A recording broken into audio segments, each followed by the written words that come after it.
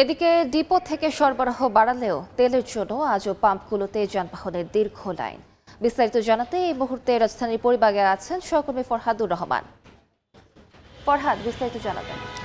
সপ্তাহের অন্যান্য দিনের মতো আজও রাজধানীর পেট্রোল পাম্পগুলোতে দীর্ঘ সময় অপেক্ষা করে বিভিন্ন ধরনের চালকরা তেল সংগ্রহ করছেন। এই মুহূর্তে আছি রাজধানীর পরিবাগে, যেমনটি আমরা দেখতে পাচ্ছি প্রাইভেট কার এবং মোটরসাইকেল চালকদের যে অপেক্ষা সেটি একটু ভিন্ন ধরনের, কারণ মোটরসাইকেল চালকরা 2 ঘন্টা অপেক্ষা করে এই মুহূর্তে তেল সংগ্রহ করছেন। তাদের সাথে আমরা কথা বলেছি। কেউ কেউ এই যে পরিবাগের পেট্রোল পাম্প মেঘনা সার্ভিস স্টেশন, সেটিতে তেল সরবরাহ শুরু হয়েছে সকাল 8টায়। তারা অনেকেই সকাল 7টা থেকে সেই সিরিয়াল ধরেছেন, আর অনেকেই যারা প্রাইভেট কার চালক আছেন তারা 5টার দিকে অপেক্ষা শুরু করেছেন।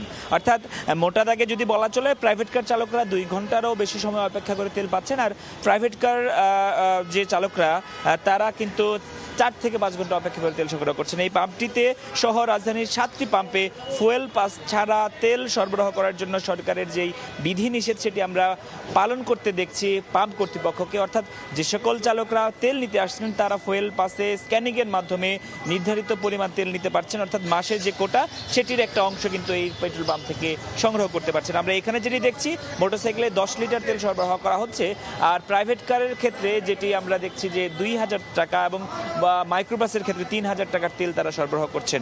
এই ফুয়েল পাস নিয়ে নানান ধরনের প্রতিক্রিয়া আমরা দেখতে পাচ্ছি, কেননা শুধুমাত্র মোটরসাইকেল চালকরাই আসলে ফুয়েল পাস ব্যবহার করতে বাধ্য হচ্ছেন।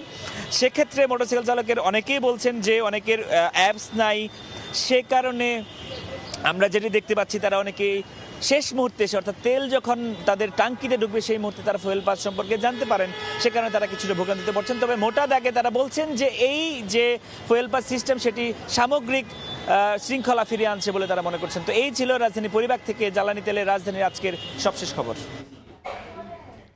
পরিবাগ থেকে জানছিলাম ফিলিং স্টেশনের খবর।